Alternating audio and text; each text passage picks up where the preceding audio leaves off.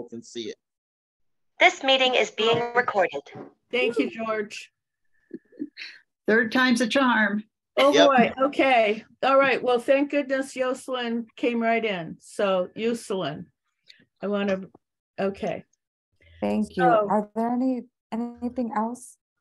No, I don't think so. Thank you very much, Jocelyn. Okay. Have a great day. Okay, you too. Bye.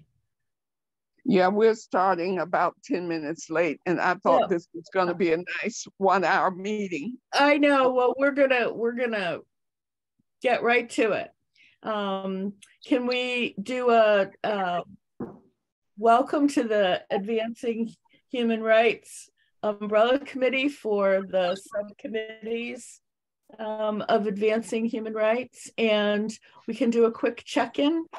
I'm Donna Peel up here on Cape Cod, and I'm grateful that Jocelyn just checked in. So thank you so much. Joan, would you like to go next? Okay, Joan Goddard, San Jose branch, and I have no responsibilities other than being a member of several of the committees and subcommittees. Thank you. And Diane? Okay, hi. I'm looking at the agenda, but I can see you, Donna and Joan. But real quick, as far as Nicaragua, so everybody, they were so proud of what they've accomplished and what they hope to accomplish in this socialist Sandinista government. And everywhere we went, we got the same thing. We just made huge improvements. We are just working so hard, and it was just so refreshing and so wonderful. Although, of course, the poverty is extreme, but I it's very, very, very hopeful, very uplifting. Thank you, Diane. Teresa? Well, thank you, Donna. I'm glad to be here. Today, I stayed home, but lots of good news. I've been in a big fight with my landlord, and we finally agreed on a settlement today in my new apartment, which is much better than the old apartment and much more expensive. But I'll be moving in March, and I've lived in the same place for 12 years, and these investors took it over and they raised the rent. I'm paying $705 and the rent is being raised to $1,200 for this unit. And I haven't had a lease for 5 years because the previous owner loved me and didn't think I needed to sign a lease since 2017. So they came in, and I've been fighting with them for a solid year. And finally, they agreed to give me 6 months of free rent from October to March. And I agreed to be out in March. So I've been living in a place rent-free for a few months. It's amazing how you can manage to spend the money that you would be paying in rent. Anyway, that's my little story for the day. So I'm smiling because at least I'm not fighting with my landlord anymore. And we've agreed, and I found my new apartment, paid the new deposit, and I'm all set. Thank you. Wonderful. Thank you, George.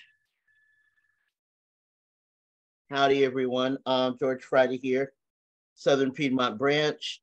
I'm doing okay. I've had a roller coaster emotional time since Friday, and last night, talking with my 14-year-old nephew about things that were going on, it felt beyond sobering. I watched a cheesy movie called The Shack yesterday late, stayed up late watching it. It's basically about God. It is cheesy, but it made me feel less like the world was just, crumbling. So I'm glad to be here, and another week, another day, trying to do the right thing. Thank you, George. Philip Cole.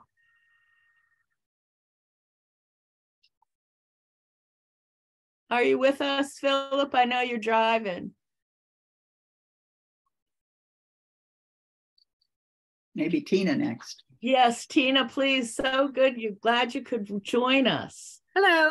Hi. I may have to go off I have this weird thing sometimes where the video starts glitching out. So Okay. if I still haven't figured that one out, but glad to be here.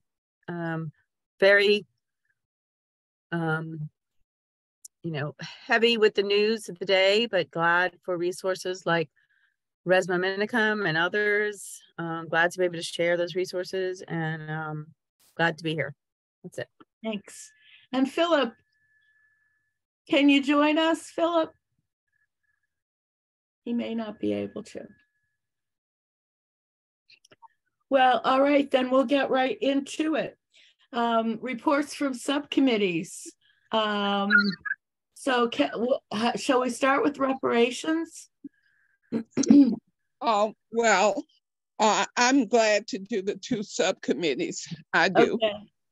And I would appreciate it if George would help with the timing, because there's just so much going on. But the subcommittee that I convene is called the UN Decade Reparations Subcommittee. And that subcommittee meets on the third Thursday of each month. So our next meeting is going to be the 16th of February, and it'll be at 5:30 p.m. We set up the new start time for the subcommittee because Sheila Harper, who works during the day, that's the earliest time she could join us. So instead of meeting at 2 in the afternoon for the UN Decade Reparations Committee, we're now meeting at 5:30. And there is lots of excitement around the country on reparations because local ordinances are being passed everywhere.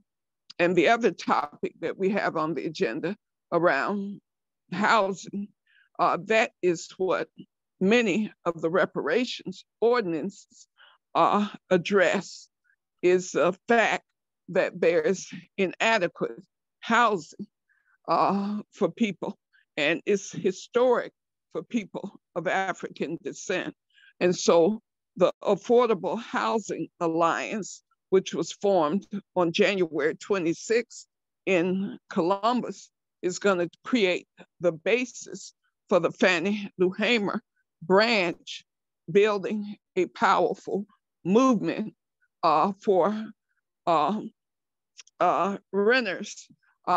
It was amazing. 60 people showed up at the meeting, and about 15 of them were realtors.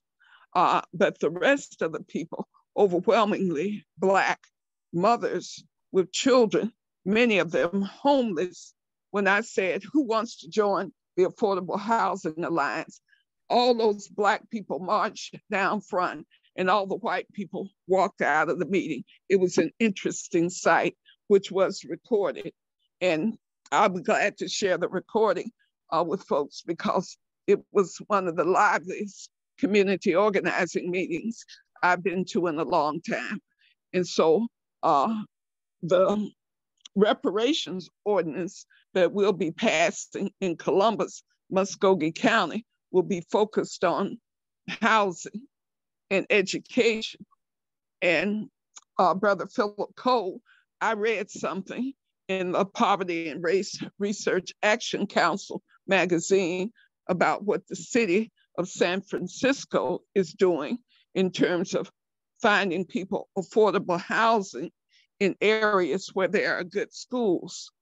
So one of the models that we'll be looking at is what's happening in San Francisco, connecting education equity with affordable housing. The other model we'll be looking at for the reparations is what's happening in Los Angeles at this very moment. I listened to a webinar today about Los Angeles is putting together a renters bill of right. They're really taking on homelessness. So we have an exciting time with the UN Decade Reparations Subcommittee as we build for reparations ordinances. And I just gave a report about what we're doing in the Fannie Lou Hamer branch, but there are activities all around, and California is like leading the way on the question of reparations. So I'm glad that Joan and Philip are here, because the best models are taking place in California. So that's my report on the UN decade reparations. Hopefully I didn't go over 5 minutes, because George needs to come on camera and give me the 1 minute, 2 minutes warning. I gave you the 2 minute warning. You've got 1 minute left on reparations. Well, I'm all done.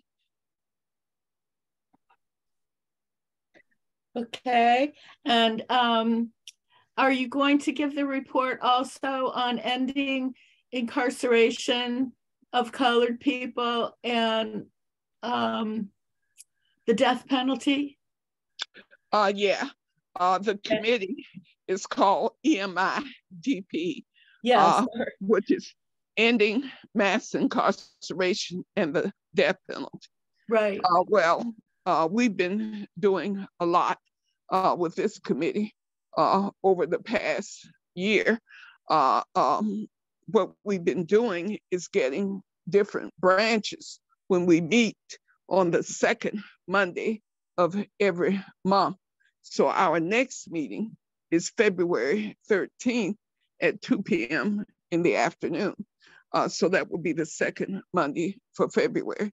And what we've been doing is rotating around the branches so that we focus in on one state at a time.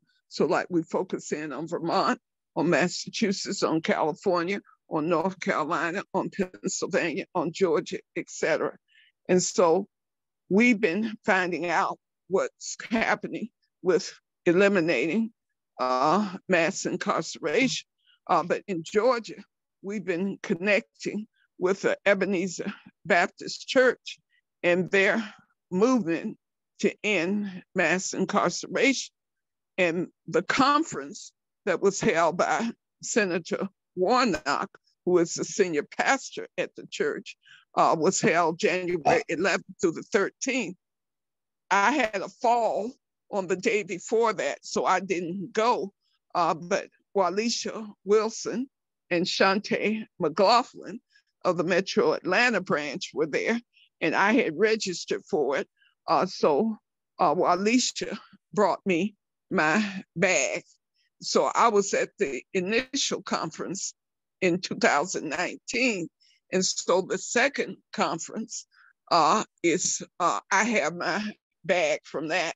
And so what we're doing in the process here in Columbus is getting rid of prison slave labor.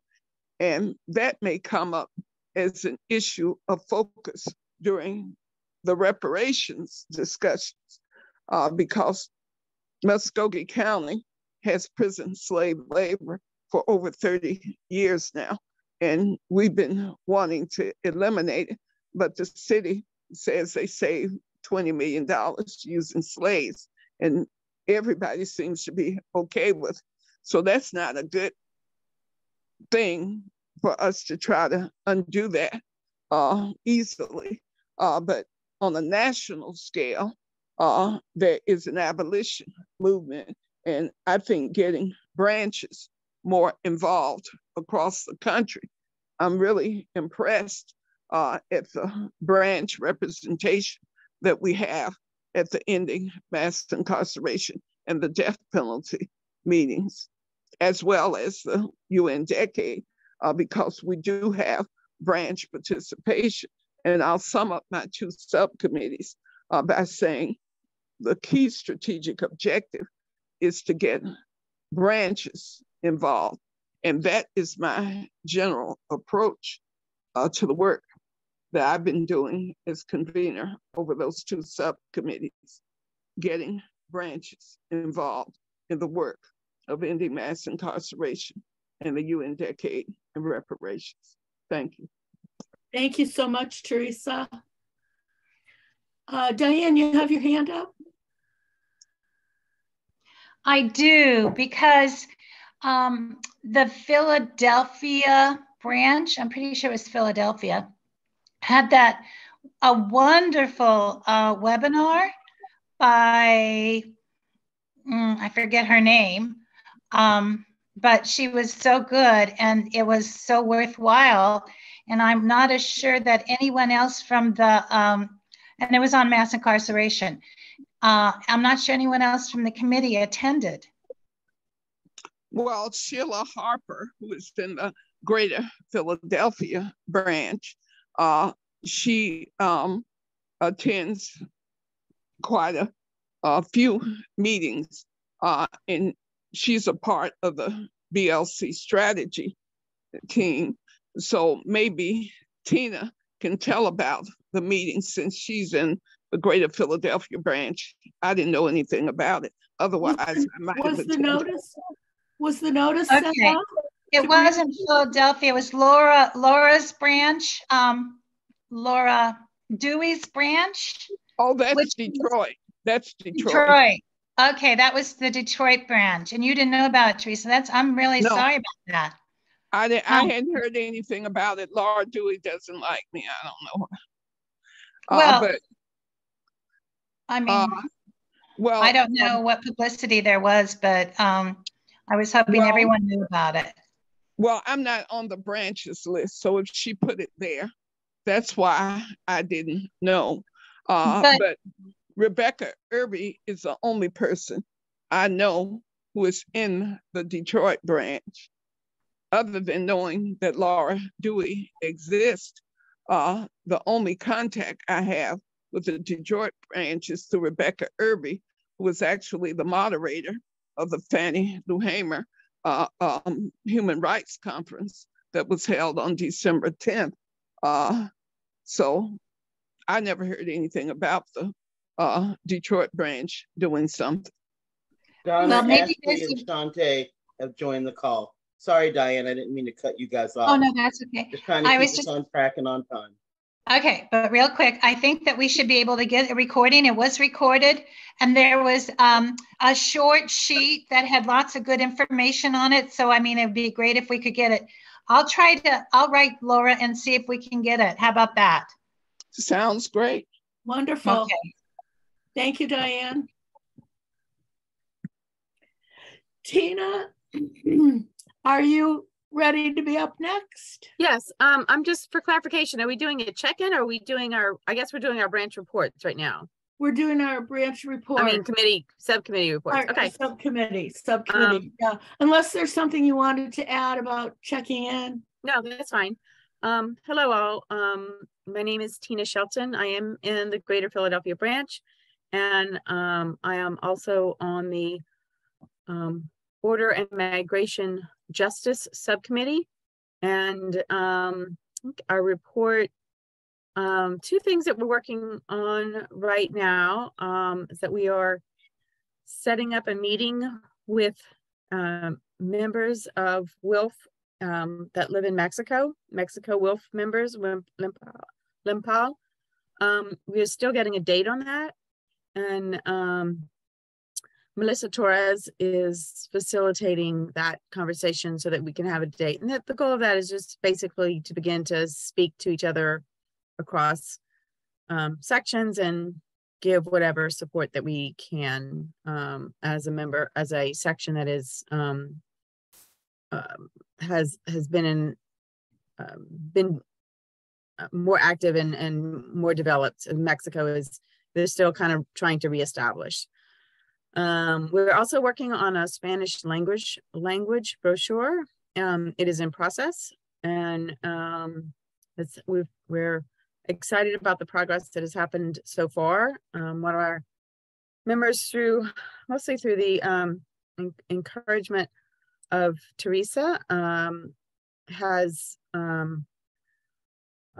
translated the brochure into Spanish, and now we're just getting it tight so that we can, so that it fits onto a double-sided page so that we can make copies of it and use it for recruitment. And we are usually engage in some call to actions, things like Title 42 that is still in existence, has not been sent to the trash bin of bad ideas yet, although a lot of people are working on that. And so that's kind of a wrap up of what we are mostly working on. Thanks. Tina, have you set up a regular time for me? Yes, that was in an email to you. Our time is on Tuesday evenings. Whoops, let me glitch out here. Our time is on Tuesday evenings. It's I believe it was the second Tuesday of the month, and we've had a little trouble with that in January, but we'll be setting it up for getting it set up for February. And is that Eastern time? So second Tuesday, I didn't say a time. So yes, so it's been 6:30 Eastern time, 5:30, 4:30, 3:30. Okay, great. Teresa?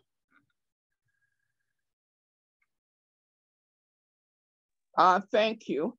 Well, I just wanted to say that getting the one pager ready for distribution should be a very simple task.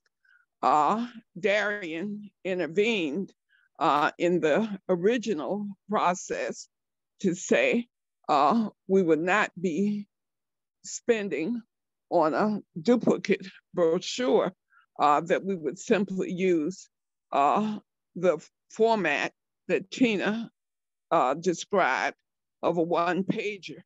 And I do know that Adrian, who is in the Metro Atlanta branch, has to be nudged from time to time, but whoever is going to pay for the printing, so those of us who are living in communities where we have relationships with women of Latin descent, Latinx women, because part of our Affordable Housing Alliance, one of the leaders is very good. She has a radio show and she's bilingual, and I would love to be able to get her engaged in WILF as we build to the second anniversary of the Fannie Lou Hamer branch celebration, which is taking place in March. So I would urge Tina to close the deal and get the printing going so that those of us in branches, in communities where there are Spanish speakers like Metro Atlanta and Columbus, Georgia, can start using it, because I feel sure that branches in Georgia will be able to make use of it. Thank you. Thank you, Teresa. I wanted to ask, I was just informed, I didn't realize that every program committee has a $500 budget. Is that something that we could use part of our $500 budget to get those brochures printed? I've never requested anything from our budget. Didn't know we had a budget till recently. And just wonder if this is something that could fall under an expense related to advancing human rights. Well, I think the national should pay for this and not just something from our committee. Okay. Because in contacting Darian, I think based on the anti-racism and diversity, equity, and inclusion efforts, I think that the $500 that the whole committee has basically amounts to about $100 per subcommittee. And so we haven't asked for any money for EMIDP or UN Decade, but I would like to think that we would have access to some of that money for things that we might do. Yeah, well taken. Well, we'll have to find out from National then. Joan?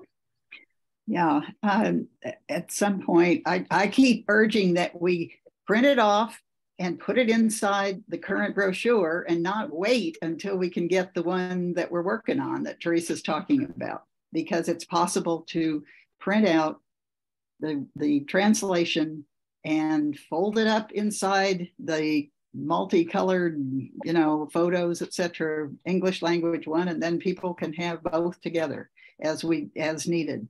But we need to get it out to people. We need to make sure that people know it's available. And Tina's asking who has the translation copies of easily available. I know I can find it. Teresa, do you have it easily? No, I have it. I know you had asked me for it, so I didn't know if you had received it. Yes, I did get it. Yes, okay. Good. I'm glad you got it too. Well, Joan, are you suggesting, Joan, that then every branch would just print out inserts to put into the brochure that they might be handing out? Yeah. To use as appropriate. Well, I think this is not in the long run, but in the short run. I guess I'll raise my hand so I can get in on this. And I'll take mine down. Teresa? Well, this is a leadership issue, I think. I am certainly in agreement with what Darian said. And I just said exactly what she said, that we would print it out and we would get it distributed. But what I didn't know coming from, because I haven't been to a migration subcommittee meeting in a while, I didn't know that there was a plan to send it to all of us and we simply print it out, because I could certainly do that. And I have enough Peace and Freedom magazines that I would probably use it as an 8.5 by 11 insert into a Peace and Freedom magazine that I would give to some women that I'm recruiting. So if there is a two-sided document that's 8.5 by 11, there's no need to fold it up and force it into a brochure. I do get brochures from Chris in Iowa, and I get copies of the magazines, which they sell you for a very modest price. So if that is the plan, somebody needs to tell us and send us the one-page document if it's ready, and I'll simply use the expenses that we have, use a little cash that we have in the bank with Fannie Lou Hamer, and I will simply print it out. But I did not know the plan, which is why I keep saying, when are we gonna get it done? So Tina, it would be very helpful if you would say that it's ready and you'll send it out to all the branch leaders and we can simply print it out and do the work that needs to be done to connect to Spanish speaking women, because I would certainly do that. Thank you. Tina. Do we have time for me to respond? Yes, Tina. Okay. I know other people are still giving their reports. Right now, it is not on a one page. It is completely translated, but it is not, on a one page. The document that it is on right now is 24 pages long.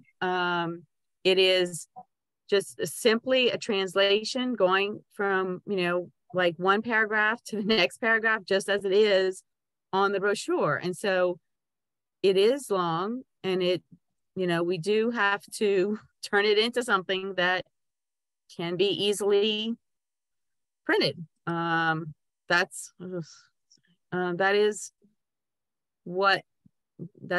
is where it has stood, and I don't have time to do that right now. I am catching up with other things, but it is, that's the stage where it's at. Tina, could you send it to me? I mean, I've studied Spanish all my life. Not that I'm that great at it, but I've spoken in Nicaragua. I've been a translator. So could I just at least see what we're talking about, please? Of course. And I can even share it here so you can see what I'm talking about. Let's see. Donna and Diane, look, this is really getting strange. When I spoke to Adrian about this, he was very clear about the one pager. He agreed to do it.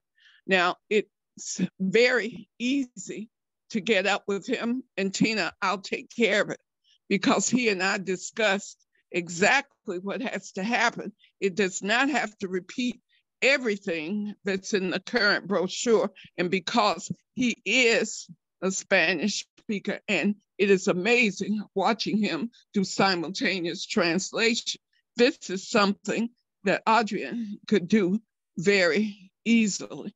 But I think there's been so much confusion about what is to be done that nothing has gotten done. But when I spoke with him, he and I were very clear about the position that Darian took. And I thought that we had gotten it whittled down to what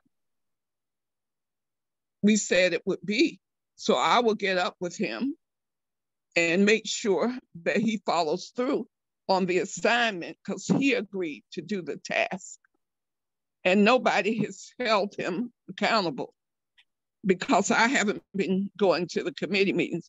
Well, I will get up with him this evening, I promise you, because it was his job. He worked with the sister with the Cuba Bolivarian, and they worked on it together to make sure that the translation was good across dialects. Adrian is a point person on this, and he should handle it, and I will make sure he does. So Diane, he's already done most of what has to be done. So we said that one thing about this committee we would do, Tina, is put the people who are most affected by the immigration at the forefront. That is, the people of color, Black, Indigenous, who have history with crossing the border through their families, etc. And Adrian is that person. And I think he should be given the respect of following through and held accountable for it. That's what needs to be done at this point. It was always his job to do it. Thank you. Well, I think Tina just showed a thumbs up in agreement of that plan. And that seems to be a great solution.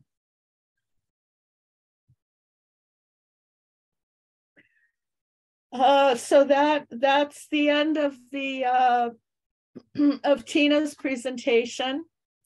And we don't have Barbara Nielsen here. Someone said earlier she's working full time. I don't know. She sent, I'm sorry, she sent an email saying that, that she's going to have a meeting sometime. I don't know who's read it. I can read it to you real quick. Thank you. I've had a couple of conversations. Wait, this is the wrong thing. Apologies, and hopefully Diane can relay this. I'm working a new job that is about 50 hours per week, and I'm still at work. We hope to have a subcommittee meeting within the next month, but that is all I can report at this time, other than great anticipation by many WILF members and others to be able to attend the UN CSW 67 meetings this March. My apologies and many thanks to everyone for all the work being done. Thank you, Diane. Mm-hmm. Well, I have my hand up, and let me say this. Yes, Teresa. In terms of accountability, we have been here before, and the person who claims to be in charge of the UN for Women, she had a meeting. We found out at the last meeting of the our umbrella committee, and she cherry picked the people who could attend the UN for Women meeting. The rest of us, I think, are willing to throw out a wider net and say everybody can come to our subcommittee meetings. But that has not been the case with Barbara Nielsen, and she is now elected treasurer. And I would say that we have to have a level of accountability that was demanded from her when she was the AHR chair, that she had problems following through with. So I think we have to be real frank, because the UN for Women subcommittee is important. And as she pointed out, we're getting ready for the CSW and the practicum, which is coming up in a couple of months. So this is like really not good. And I'm sorry, Donna, but she has to be told that this is unacceptable, that those of us who do human rights with women, who want to be a part of the UN for Women subcommittee meetings to see what we can learn and do and share, we have to have the option to do that, because this is where the diversity, equity, and inclusion hits the wall. And that wall right now is Barbara Nielsen, and it has to stop. We need to have that subcommittee function, no question about it. Well, I agree. And we had discussed having it be labeled inactive, and that was put aside pending newer information. It seems that it is inactive. And I know that Darianne, questioned it being listed under our umbrella, because there wasn't any information about ongoing meetings or anything for the last year, at least. There was that one meeting not too long ago that was not put out to branches, it wasn't, I don't know what list it went out to, but there were, I think, 6 people at the meeting. Taking on a position on the board also will take up time. And so if she's now working a 50-hour week job, you wonder how much time. So George? I wanted to just remind us that we've got 14 minutes left, and we still have a significant agenda item about the proposal for an additional subcommittee. Okay, thank you, George. Mm-hmm. Well, excuse me, Donna. I'm prepared to go over. I know that George is saying about the time, but this topic that we're on, Madam, to be program committee chair, and this is your issue committee. I think Donna is asking you for help in resolving this issue of a dysfunctional subcommittee. And I would appreciate hearing from you, Madam Program Committee Chair, to be what we might do about the problem of the UN for Women subcommittee, which is not functioning. We cannot keep glossing over this. We have to settle this question. Are we gonna say it's inactive and tell Barbara Nielsen there's nothing more for her to do because she hasn't done what she promised to do? Or are we gonna activate the UN for Women subcommittee and make it work?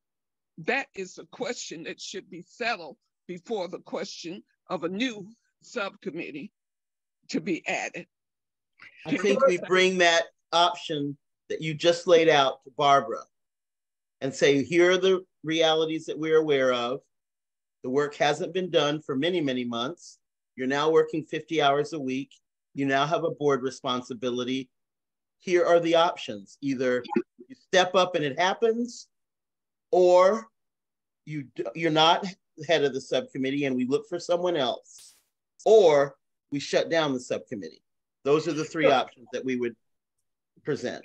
George, I'd like it very much if you and I could work on this, making it a very right, you know, a subject that needs to be dealt with right toot sweet. Yeah. And doing that.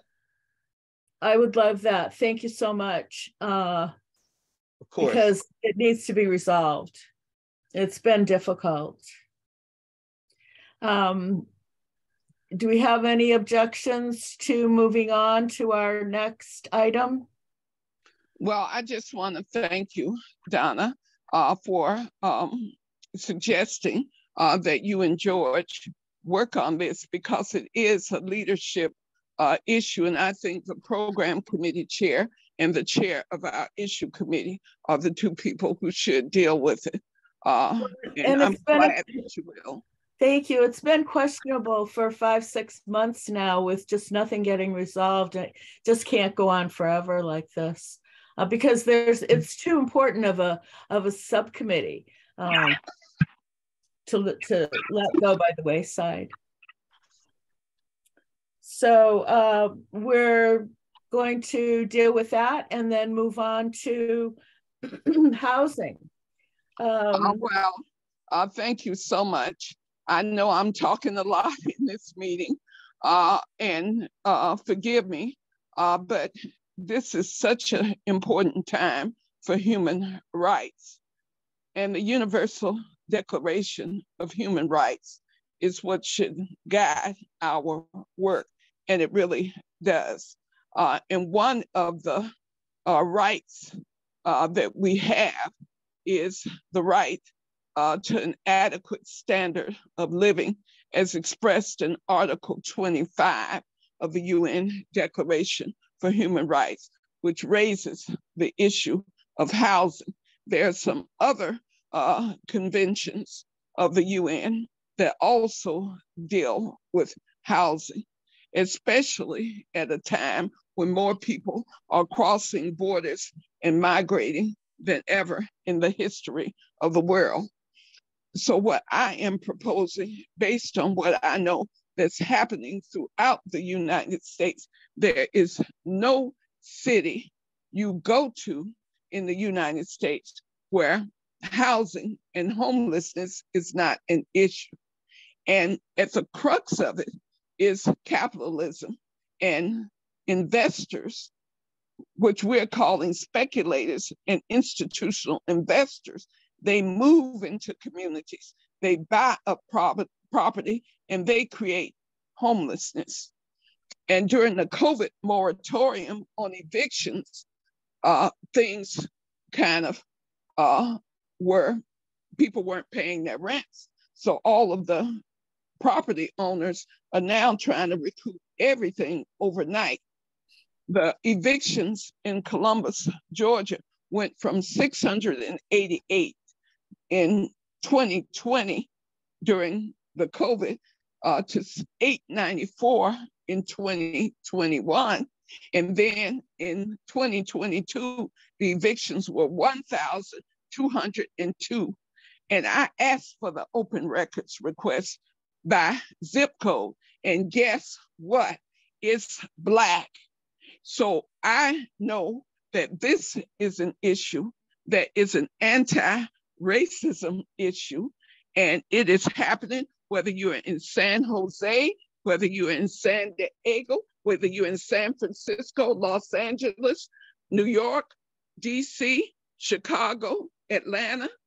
It's happening everywhere. And Columbus is late to the party. So my proposal is that we actually establish a new subcommittee. And I am so glad that Shante McLaughlin is here. And I hope she'll speak to this because she's been working on the issue of homelessness in Atlanta for as long as I've known her. And we know how bad it is. And let me just say this one last thing. Atlanta has a national park. It is the Martin Luther King Jr. National Park. There are lots of homeless people who hang out in the park. I saw a national park ranger rousting a homeless person a few years ago. And I said, what's going on? And he said, he's getting ready to get arrested. And I said, for what? And he goes, aggressive panhandling. I said Martin Luther King would be turning over in his grave. And the park ranger said to me, if he gets time, he's going to do it in the federal prison in Atlanta because he's on federal land and he's aggressively panhandling. That is how bad it is. But when you go into Atlanta, you see how creative and organized the homeless are. If you park your car near the Martin Luther King Center, they'll come up to you and say, I was looking out for your car. They don't ask you for money, but I always know they have $5. So I just give them the $5. And if a park ranger says anything, I say, don't mess with him. He didn't ask for a thing. So that is how bad the homelessness is in Atlanta and the Martin Luther King Jr. National Park. I'd stop there, and I would like to see us do a subcommittee of the AHR committee on housing and homelessness. Over. Shantae, thank you. Yes, ma'am. Thank you, Ms. Donna. Thank you, Queen Teresa Alameen. I will stay off camera. I slipped and fell earlier today. So yeah, I'm off camera. But regarding the homeless population here in Atlanta, I've actually volunteered for at least 3 to 4 years now with an organization named WWJD for the Homeless, where on average we feed about 150 to 200 homeless people downtown each Sunday, except for the 4th Sunday of the month. And with this organization, we were actually partnered with one of the churches downtown, and one of the police officers told us that she was going to arrest us for feeding the homeless. And so we had to move and change locations to be able to feed. Now, I also work with an organization that helps to do financial literacy for the homeless. So as soon as we find them a job, do supportive case management, things like that with them, then they step in, and over the course of a year, they provide a total of $3,000, $500 for the first month plus $40 towards their utility bill. The second month, they don't get anything in months other than the $40 for the utility bill. And the third month through the 12th month, they get $250 plus the $40 in exchange for them attending 2 financial literacy classes a month and saving $50 a month. This way, it impacts them not being in the same cycle. And then because I have lived experience with homelessness, I sit on the advisory council with Partners for Home, who get their funding directly from HUD. And they fund some of the bigger shelters, such as Gateway Shelter and In-Town Ministries. And so the mayor of Atlanta, Andre Dickens, gave Partners for Home $25 million that came out of, actually it came out of additional funds that were left over from COVID. And it wasn't out of the taxpayers' dollars. It was some COVID relief funds and municipality funds. And so they ended up with $25 million to house 1,500 people, which they did at Motel 6. And then it started getting out of control because people were bringing in pets. I mean, it was just a nightmare. But Gateway Shelter and my client, Recovery Consultants of Atlanta, stepped in. And so what we've done is we've created wraparound services to look like case management support, mental health support, chronic and acute illnesses support, being able to transport these people to a clinic so that they're able to be cared for instead of just on the streets being homeless. Because one thing I know is everyone that's homeless isn't homeless just because there's nowhere to go. There's mental health, there's drug and substance abuse. And then there's just the fact that in COVID, a lot of people lost their jobs and their income and resources. So it could happen to anyone. It's happened to me. And, you know, and I've done a lot of things in my life and I've been homeless. And so I say that to say, we also have I mean, I guess that's about it as far as the initiatives. There's some other things that I do around the homeless, but those are the things that I find to be the most effective and solution oriented. So I don't know what it would look like. I'm more than happy and willing to be a part of the committee. I'm dealing with some stuff right now of my own around housing and slumlords and landlord rights and things like that. So it's a conversation to definitely be had because it's happening so much more since COVID, and it's impacting people on Social Security, our elderly, and people who live with chronic and acute illness and mental health, and people coming out of mass incarceration. So those are all causes that I really care for, and I'd love to be able to impact. Thank you. Shantae, are you, I know you're busy. Would you be willing to head up a subcommittee? I'd be willing to head up a subcommittee with support. And definitely with Teresa Elamine, she just raised her hand. I am getting my master's degree, but my master's degree is in, it's something called MAGIC, Masters in Administrative Justice Involved Care. So we actually explore chronic and acute illness and the impact on jails, prisons, institutions, the CDC, homeless, like all of that's conversations that we have inside of this master's program at Morehouse School of Medicine. This summer, I'll be interning with the Department of Defense to solve a real life health crisis in the US. So it's all tied in, but I need some support with starting a subcommittee. Sure. Teresa, Mrs. The Fannie Lou Hamer branch has a number of us who are involved in the movement in Columbus. We got amazing press coverage over the last couple of weeks. And on January 26th, I could not believe my eyes. I got to the meeting at 10 minutes till 6. The meeting was to start at 6 o'clock, and there were over 60 people in the room, and about 15 of them were realtors and property managers.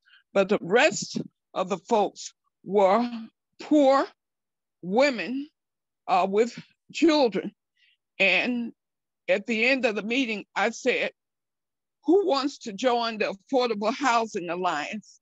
I'd never seen anything like it. There's a video about it, which I can share, showing me speaking and other people speaking and showing what a hot issue it is. But there are members of the Fannie Lou Hamer branch who would be happy to work with Shantae, because what I learned this month at a town hall from Georgia state legislators based in Columbus, that the state legislature is going to take it up because it's a problem in Savannah, it's a problem in Augusta, it's a problem in Atlanta, it's a problem all over Georgia, that real estate investors are coming into the communities, taking up everything.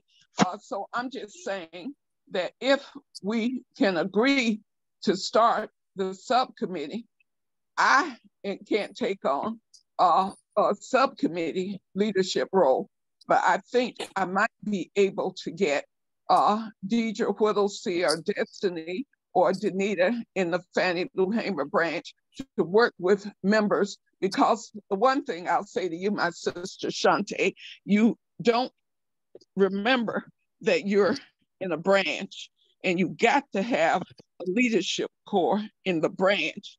And so we can talk about that, but Adrian, Walisha, and other members of the branch will take this up, because Walisha just opened up a housing project for women leaving incarceration. So I know that she would be willing to help. It's not something that you have to see yourself doing alone. As a matter of fact, we must engage more members of the Metro Atlanta branch. But I think that we can make it happen, starting with Georgia.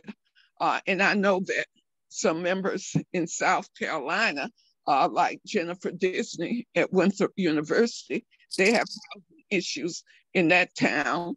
And so around the network of the Southern Anti-Racism Network, where many of our members are also members of WILT, we can make it happen.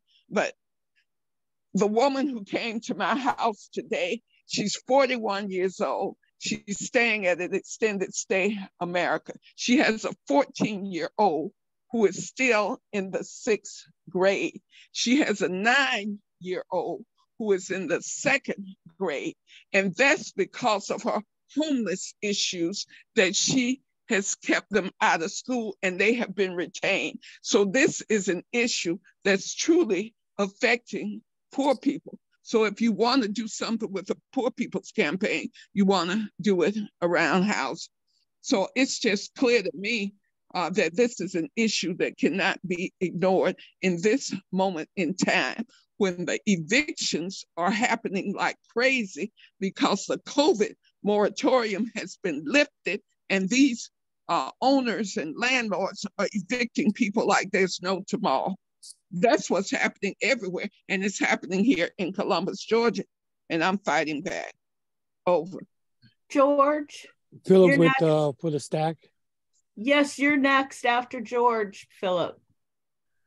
All righty. So I'm not going to go long, but I do encourage everyone to find or check out the video that Teresa's talking about this meeting. I watched it on Friday or Saturday, and it was right on time in terms of seeing something that is uplifting. There's a way, I think, and I think this may be unique to you, Teresa, that you model to the folks who are there how to speak their mind and confront some of those realtors that were there. Because there was a woman who was like, I'm homeless now. I need a resolution and a solution now. And she was great. And then as Teresa said, when she said, who wants to join? It was like those Christians called to all altar calls. It was so awesome to see people go down front and get on camera and get recorded. So I just wanted to let y'all know, if you want to watch something that's excellent, check out the recording. It's good, well worth an hour and a half of your time. George, would you share it? Sure. I know I have it. It's going to be posted to the SARN website, but you know how technophobic I am, George. So if you could share it, because I shared it with the mayor and everybody. And our next meeting is February 9th. All those 20 people who came down front to sign up. We picked a date for the next meeting right on the spot. So on February 9th, 6 p.m., we're going to start building the Affordable Housing Alliance to get an ordinance passed to have a moratorium on evictions is one thing, but we're ready to fight back. So thank you, George, for watching the video. I'm sorry, Philip. I realize you were next. Forgive me, Philip. I'm sorry. Okay. What I wanted to add to the conversation, there are solutions out there for affordable housing. I live in San Mateo County, California. We passed a bond issue, which I voted for, and I encourage everybody, when you go to the polls, you examine the bond issues because they're very, very important. I always vote in favor of every bond, period, because that is one way to effectively use the tax monies that you are actually paying. And we voted for a bond issue to build housing for teachers. The bond issue passed. They built a complex of 172 apartments nearby where I live. And anybody who works for the school district is eligible to live in the now finished apartments. And a studio apartment in that neighborhood goes for $2,000 a month, which I just left recently, paying $2,000 a month for a studio apartment. And these apartments are half that price. And if you're a janitor, you work in the cafeteria, or you're a teacher, you're eligible to rent one of these apartments. It's a wonderful solution. It didn't take forever. It was about a 4-year project, and it's working out really well.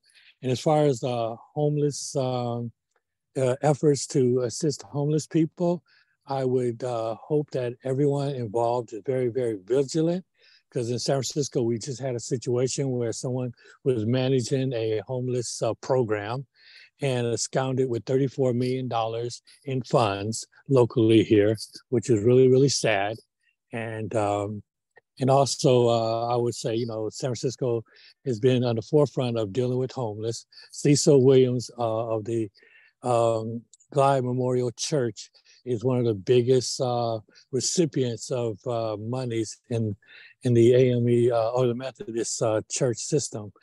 Actually, I take that back. He's the biggest recipient in that church of in the country, and has built at least 10 apartment buildings for people who needs help getting housing, and that is working out fabulous. But one has to be very vigilant in working with homeless and homeless programs, because also homeless is not a problem in San Francisco. It's an industry.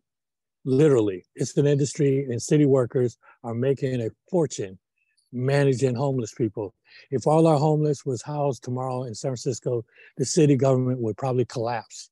So, in other words, there's a lot of people out there who take advantage of homeless programs and abscond with the money. And there's a lot of people who are very dedicated and doing great jobs, like Cecil Williams and the Glide Memorial Church. And but there's also, when you get that much money out there and efforts, there's a lot of people who take advantage. So hopefully everyone with a good heart is involved, but everybody involved must be really vigilant. And I've been really close to this issue in San Francisco, because if you drive around, parts of San Francisco look like a sewer these days. So it is really important to see who is being helped, who's not, and how they deal with it. Thank you. Thank you, Philip. Shantae, you're next. So there was one more thing that I knew was kind of important that I forgot. Okay. I shared the article before with Teresa Elamina with George Friday, but there was an organization out of Texas that actually has passed a bill in several cities. It's become law in like 7 states, I believe, where they're trying to criminalize the homeless. And criminalizing the homeless, they're really just criminalizing poverty. So what that looks like is, if you have an encampment, or if you're a city or municipality that's not imposing different different fines and fees and things like that for homeless people camping out, then you'll stop receiving funding. And so Georgia actually has that bill that they're trying to turn it into legislation. It didn't pass the first attempt, but they're trying at this General Assembly, they're trying to pass it again. And so it's something to be mindful of, that they're trying to make this a law in all the states, that homelessness is a crime. And in Georgia, in Atlanta, we had the Atlanta City Detention Center, and they were able to go in and kind of impact that, because with the Atlanta City Detention Center, that was built around the Olympics. And so if you were jaywalking, or if you spit on the sidewalk, or minor crimes like that, you'd be sentenced to like 6 months, 9 months, because they knew that the homeless people didn't have the money to pay the fines. And so kids are home. That was their way of beautifying the city. So just saying, there's different tactics that are being utilized, but the biggest, and then the last part is, each year on average, and this is the part with Walisa, because Teresa Elamina, as you pointed to, Walisa does a lot around mass incarceration reform. And I've actually partnered with the guy that does the financial literacy piece for their home. But the conversation is, every year there's 900 people that parole out of jails and prison, or out of prison. And if they don't have a place to go, an address within 5 years, then they have to return to the state of Georgia as inmates, because they haven't met the terms and conditions of their parole. And so there's on average 900 people each year. And that's who would be homeless on the streets if they had an address, but they returned to prison. So I just wanted to make sure that y'all knew those statistics and that had that information. Since I brought up this topic, let me just say to Philip and to Shantae, it's important to be strategic, because I'm talking about change, not charity. In every city, has some connection with homelessness that is funded by the federal government. I was in a webinar today organized by the National Low Income Housing Coalition. Homelessness is an industry in the nonprofit world. People who work on homelessness get more money than any other issue in the nonprofit world. It's an industry. So when the city of Boston ran several homeless shelters, and they would clear the streets every night. And I was a union representative for people who worked in those shelters. And when I would go in there to meet with the union members, the homeless people would line up and ask for help, because some of them were accountants, they were working people who fell down on hard times. So what we have to understand, dear Philip, it's not just about the teachers and the people who have jobs getting housing. It is like the poorest of the poor who have no access to housing. So what is going on right now, dear Philip, is that poor people are being made homeless to be a part of that industry that you pointed out, because the poverty pimps steal money from the homeless industry all the time. There are gazillion stories from DC to New York to now San Francisco of people taking millions of dollars from the industry that's known as homelessness. So I say that we really need a subcommittee so we can do the kind of strategic planning that goes beyond charity. And I think it's important to feed the homeless. But the White House just released, I heard today from a White House representative, a renter's bill of rights. It's a blueprint for the people who are most affected by the problem being at the table up front. And what they said in the message in the webinar, I said, you've got to make sure that the people who are most affected are not just there as tokens, but they have a voice so we can learn from them. And it was a lot of formerly homeless people who were running things. And so that's what we're doing in Columbus. The currently homeless, formerly homeless, are going to be in the leadership. And that's the way it has to be, because it's about change, not charity.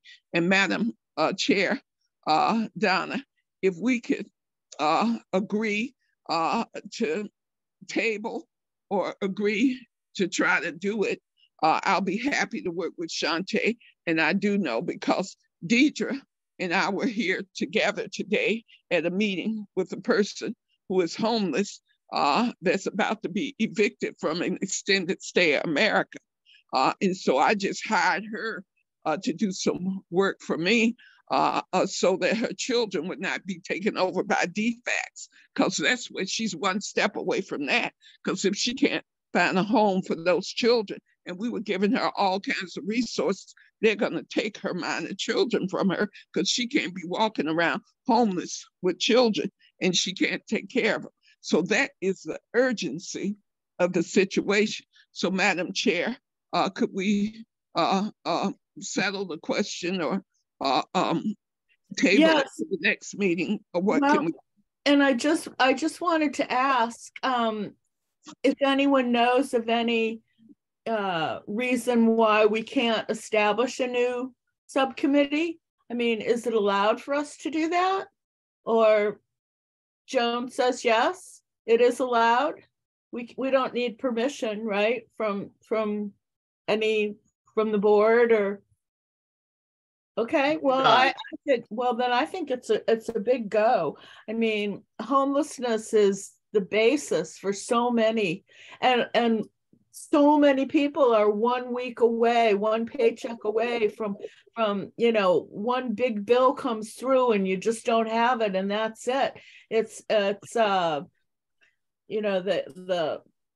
discrepancy between the 2% at the top and the rest of all of us is getting worse and worse. It is created now more than ever because the investors, real estate has become a major investor. And also in the way that prisons are profit, prisons for profit is a horrible issue too. Well, it's part of the mass incarceration issue. Yeah. But let's stay focused. Okay.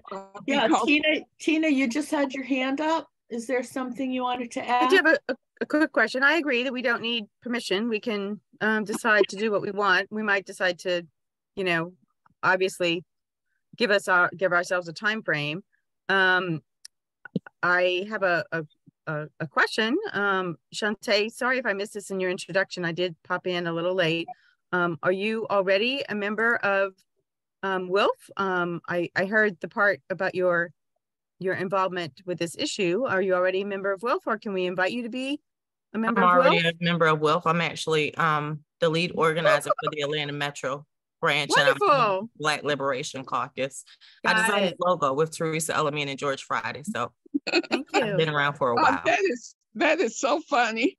Yes, Shantae is the Metro Atlanta branch organizer, and she recruited a whole bunch of people to restart the Atlanta branch. And she's on the branches list. She's kind of busy working in the community, but we're gonna talk some more about building a team in the Metro Atlanta branch, because I tell you, it makes a world of difference when you have a steering committee in your branch. And I'm so grateful for Destiny, Danita, Deidre, and the sisters that I work with here in the Fannie Lou Hamer branch, because you can get more done when you build a team in your branch. And that's wonderful. Glad to meet you. I'll be in Atlanta on February 7th, and I'll probably stay for a couple of days so we can see if we can kind of pull together CC, Walisha, Adrienne, and others to build a steering committee, Shantae, so you don't feel like you're doing it alone. Is that okay, Shantae? That is a definite yes. And Tina, thank you for inviting me. Thank you for the ask. And because that's one of the things that we've advocated for around the Black Liberation Caucus. So thank you for asking me to be a member. And Teresa, and I'll share this real quick I'm dealing with the slumlord stuff right now myself as well, where I pay almost $2,000 a month, and we haven't had heat since Thanksgiving when it was 10 and 20 degrees, and I pay almost $2,000 a month. So I've been literally all week packing up things, selling things to move. So I will be in position, and so I'm not going to go into detail, but I am definitely willing to be a part of this committee and work with Walisa, recruit Nicole, and anyone else that you see fit, that because you've been doing such an excellent job of supporting the Atlanta Metro branch and helping us to expand, because I've been tied up with school. I'm getting my master's degree and I'm in a teaching certification program. And Teresa stepped up and she's helping me a lot, and I'm grateful. So thank you. That's so fabulous. That is too funny because Shantae is like the phenomenal do-everything woman who's a mother of two wonderful children, Gregory and is it Bryce? It is Bryce, and he just started working last week, so we're sharing one car. That's so great that we can meet people like this that we didn't know before at these meetings. It's just building a network. It's wonderful. Well, we're building branches that work. So in the South, we've started Southern Piedmont Triad, restarted Metro Atlanta, started Fannie Lou Hamer, and we're on a roll. We're getting ready to launch a branch at Winthrop University in Rock Hill, South Carolina, in a few weeks. So the South is marching on, and I think this issue of dealing with these slumlords, because we're getting ready to deal with them here in Columbus, because they're like a cancer on a community, and there's plenty of them, and paying $2,000 a month. See, that's the Atlanta situation. I'm getting ready to start paying $1,200 a month for a 2-bedroom apartment when a few years ago in my 3-bedroom, I was paying $705 for 5 years. And it's just crazy how the rents have jumped up overnight in Columbus. So Columbus is becoming like Atlanta, Shante. So I will see you in Atlanta. I'll take you and Bryce and Gregory to dinner and we can talk. You can take a break from your movie. I'm sorry, Donna, but thank you. Thank you, Teresa. We should probably end the meeting. What are we at, 9:30 or something? I think we are, and I think it's a good, I think we got everything. Our next meeting is February 27th, the 4th Monday of the month. And I think we're getting coordinated with Yuslin Hernandez, our president's assistant. We're finally getting into a groove. So thanks everybody for, do we want to say one word for a checkout? Well, I think we need to be clear that Shante and I will have a collaboration between Metro Atlanta and Fannie Lou Hamer to talk about leadership for the housing subcommittee. Excellent. That's so excellent. Good night, y'all. Good night. Good night, everybody.